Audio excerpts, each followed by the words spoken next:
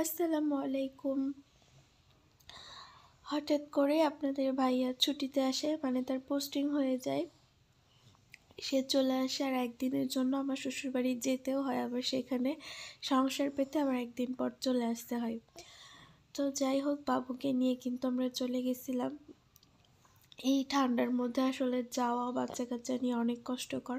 তারপরেও যেয়ে দেখি যে আমার রুমটা মাশাআল্লাহ সব কিছু আমার শাশুড়ি পরিষ্কার করে রাখছে। সেই জিনিসটা তার আমার অনেক ভালো লাগে। সে আমার মায়ের মতোই দেখি সব সময় পরিষ্কার করে রাখে। বিছানার চাদর টাদর থেকে শুরু করে সব কিছুই। তারপরে আমি হচ্ছে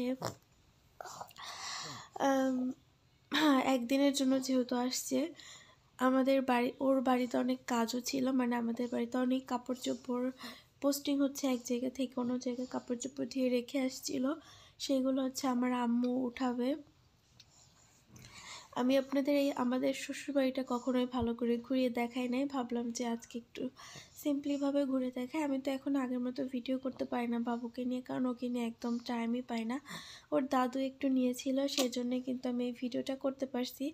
আর এটা হচ্ছে আমাদের সেই গাড়ি, মানে ওর যে গাড়িটা কিনছে সেটা কিন্তু এটা এখন সবসময় পড়েই থাকবে, কারণ ও এত দূর পোস্টিং হয়েছে, এটা এসে চালানোর মতো তো আর কেউ নেই। আর এটা হচ্ছে আমাদের খাওয়ার রুম, আর এটা হচ্ছে পাশে সব জিনিসপত্র রাখে সেই রুম, আর একদম ওই সাইড দিয়ে কিন্তু আমাদের বাথরুম।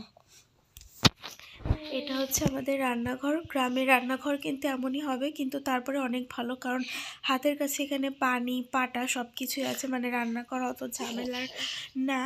তারপরে আমরা বাড়ি চলে আসি পরের দিন বাড়ি চলে আসার পর দেখেন আপনাদের ভাইয়া কত কিছু জিনিসপত্র গোছগাছে একদম নেমে পড়েছে।